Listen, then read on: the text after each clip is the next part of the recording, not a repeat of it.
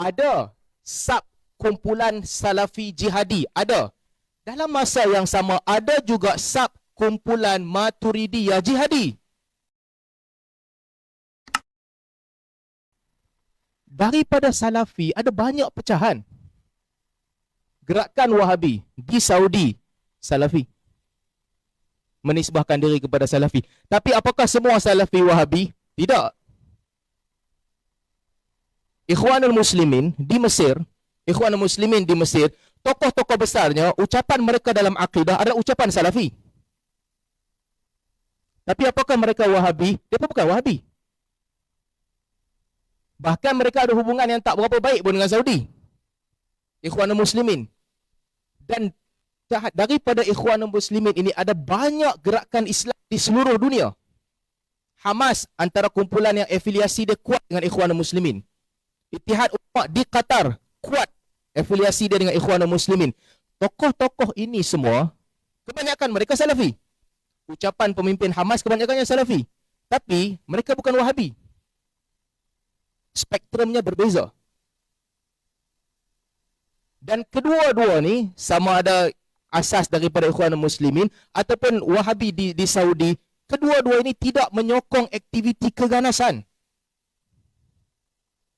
Di Malaysia, di Malaysia, mazhab negeri Perlis menerima akidah salaf dan terbuka dalam menerima keempat-empat mazhab.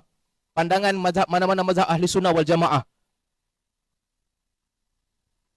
Dan pandangan ini sering dikemukakan untuk membantah sebarang aktiviti keganasan. Masih Salafi, tapi bukan Wahabi. Dan semua aliran ini tak ada kena-mengena dengan keganasan. Ada sub kumpulan Salafi Jihadi, ada. Dalam masa yang sama ada juga sub kumpulan Maturidiyah Jihadi. Taliban masa di Afghanistan, Salafi pun dia bunuh. Masa di Afghanistan. Dalam sejarah, keganasan yang paling besar atas nama agama, atas nama mazhab, keganasan yang paling besar, merekodkan pembunuhan paling ramai adalah gerakan Ibn Tumad. Asy'ariyah yang telah membunuh lebih 70,000 orang di Maghrib. Tentu nampak realiti dia apa? Ada sebahagian kelompok Salafi yang keras memberi kenyataan kafir kepada Asy'ariyah. Ada. Dalam masa yang sama, ada sekelompok Asy'ariyah yang keras memberi kenyataan takfir kepada Salafi. Ada. Demikian juga berlaku kepada Maturidiyah, demikian juga berlaku kepada Syiah. Untuk berlaku adil, dia berlaku dalam semua aliran. Datuk Ayub cerita, kelompok ini mereka mudah mengkafirkan orang. Kalau hang baca buku-buku, hang akan dapati dalam akidah ini berlaku dalam semua mazhab. Bahkan ada perbincangan dalam mazhab Asy'ariyah tentang orang, perkara-perkara yang basic, asas bagi orang tu percaya bahawa Allah Ta'ala bagi kekuatan ataupun Allah Ta'ala bagi kuasa untuk benda panas untuk membakar. Allah bagi kuasa benda panas buat dia membakar. Kafir atau tidak? Sebahagian ulama Asy'ariyah kata itu kafir. Sebahagian kata tak kafir, tapi fasik. Dia kena percaya bahawa yang berlaku api, rasa panas, talazum adi, kebiasaannya sahaja. Saya bukan nak kata mazhab Asy'ariyah salah ataupun betul, tetapi tendensi untuk mengkafirkan orang ada dalam semua mazhab. Sebahagian ulama Asy'ariyah telah mengkafirkan orang yang tidak mengikut kaedah logik akal dalam mengenali Tuhan.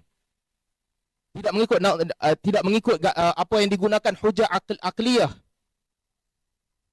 Kalau saya boleh kongsi sikit sekejap. Kan Al-Qurtubi sebut, "Dhahaba ba'dul mutaakhirin wal mutaqaddimin minal mutakallimin ila man lam ya'rif Allah Ta'ala bi turuqil lati taraquha wal abhath allati harraruha lam yasih imanuhu." Sebahagian daripada mutakallimin, orang-orang ahli kalam yang dahulu dan sekarang, menerima pandangan bahawa sesiapa yang tidak mengenali Allah dengan jalan begini, dengan perbahasan-perbahasan begini, iman mereka tidak sahih. Ini sebut Imam Qurtubi sebut. Dan Imam Qurtubi sendiri bantah, kalau pegang pandangan yang macam ini, Sikitlah sangat ahli syurga sebab kebanyakan orang tak pernah tahu pun perbahasan yang begitu.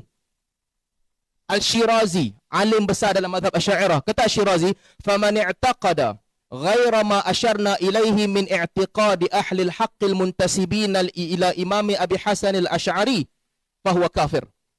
Sesiapa yang beriktikad selain daripada i'tiqad yang aku tuliskan di sini mengikut Abu Hasan al-Asy'ari, maka dia kafir. Saya nak sebut kat sini, sebagaimana ada sekelompok daripada Salafi yang mudah mengkafirkan Asy'ariyah, demikian juga ada sekelompok Asy'ariyah yang mudah mengkafirkan Salafi. Dua-dua belah berlaku. Kerana takfir ini, ISIS mungkin telah membunuh orang. Kerana takfir ini juga dahulu, Ibn Tumat telah membunuh lebih ramai daripada ISIS. Apakah salah mazhab? Ikut logik Datuk Ayub Khan ni, salah siapa ni?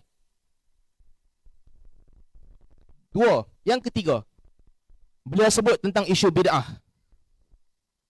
Kelompok-kelompok ini katanya satu fahaman yang aktif sejak dahulu lagi, eksploitasi isu bid'ah.